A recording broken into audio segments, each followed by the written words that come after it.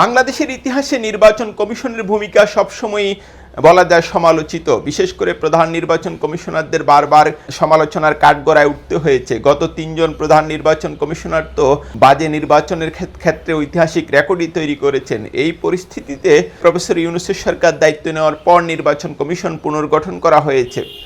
তবে আইন সংস্কারের আগেই এই কমিশন পুনর্গঠন নিয়ে কিছু মহলের শুরু থেকেই প্রশ্ন ছিল। কিন্তু আমরা সাম্প্রতিক সময়ে যেটা দেখছি, নির্বাচন কমিশন নিয়ে এক ধরনের সন্দেহ এবং সংশয় বাড়ছে।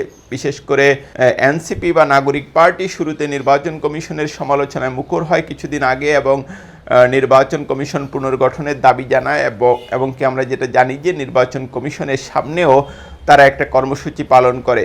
কিন্তু পরবর্তীতে আমরা যখন দেখি যে প্রফেসর ইউনূসের সরকার থাকা না থাকা নিয়ে এক ধরনের টালমাটাল পরিস্থিতি তৈরি হয়, তখন এনসিপি কিছুটা সংযমের পরিচয় দিচ্ছে এই ইস্যুতে। কিন্তু বর্তমান পরিস্থিতিতে আরেকটি অন্যতম প্রধান রাজনৈতিক দল জামাতের মধ্যেও নির্বাচন কমিশনের ভূমিকা নিয়ে এক ধরনের সন্দেহ বা সংশয় রয়েছে।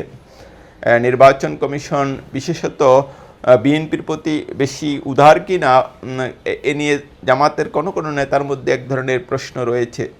আমি যেটা জানি যে প্রধান উপদেষ্টার সঙ্গে জামাতের যখন একান্ত বৈঠক হয়, সেখানে জামাতের পক্ষ থেকে এই বিষয়টি উপস্থাপন করা হয়েছিল।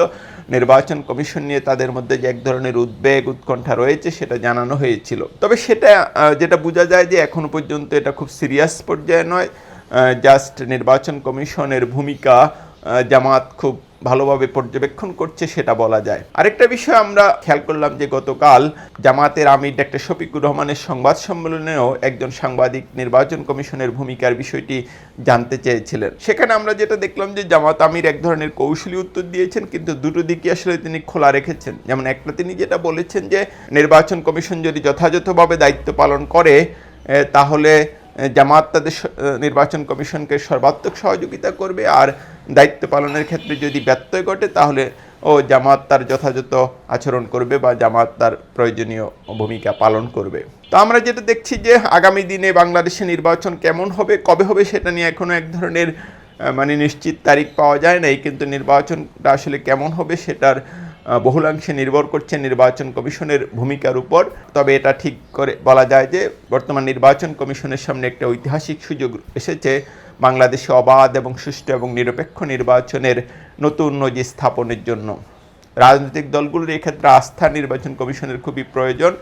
নিশ্চয়ই নির্বাচন কমিশন এমন কিছু করবে না যাতে কোনো রাজনৈতিক দলেরই আস্থা নষ্ট হয়।